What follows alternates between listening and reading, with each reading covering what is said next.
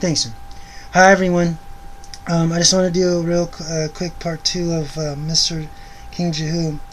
I wanted to do an encouragement because I feel like I need to know myself, because I know my Lord guides me to do videos every once in a while.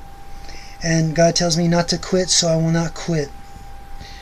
I want you to know that this man, Jehu, did the job, as in what I was saying in the last video. He did the job what God has commanded him to do.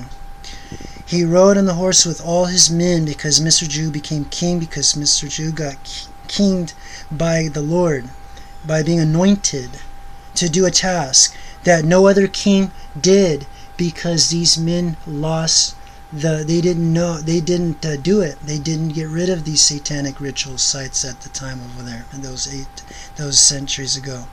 And what happened was that this man did it. This man did it through God. He did it all of what God's wishes God wanted. But he killed the priests. He got rid of the Balaam thing. It became a drought, as it says in 2 Kings, I think, 9 or 10. 10, thanks him. And everything else like that. He got rid of all the images. He had his captains, and I think maybe like soldiers, Mr. Jehu's guards, and like soldiers and people, the captains, to do that. And I just want you guys to know, folks, sorry son for this. Thanks son for saying it's fine. Thanks son. And everyone, I just want you to know that, just know that, alright? If you got a job to do for God, don't deny that. You need to do it. People may call you names, they may say things, but those are just demons.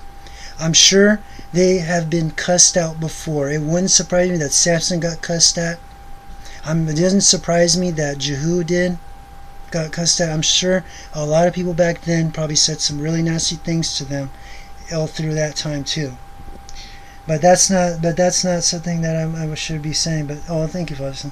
But the thing is that I just want you guys to know, the folks to know, and find people and servants of God to know that you cannot hold back to what you got to do. This man did not hold back when he served God. He went all the way because he got anointed to do a task for God.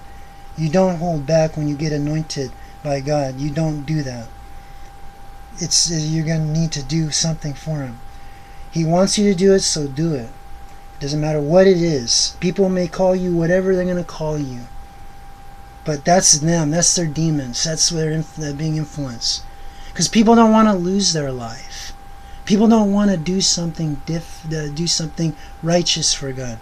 So that's how come. Okay? Everyone? Sometimes it's going to have to go to the physical battle. It might have to go down that way. Sorry for saying that. Thanks. But the thing is, know who you serve. Don't ever forget that. Don't ever forget to serve Jesus Christ, the real God. That's what God helps me to realize. No matter what happens, keep hope in Christ. Keep hope in His Son's death and resurrection. Keep hope and faithful. You don't lose it. You can't lose it. No matter how violent this world gets, no matter how the news will tell you whatever's happening, you need to still do the job for God. Ignore everything else, because God's helped me to ignore everything else, but not in prayer though.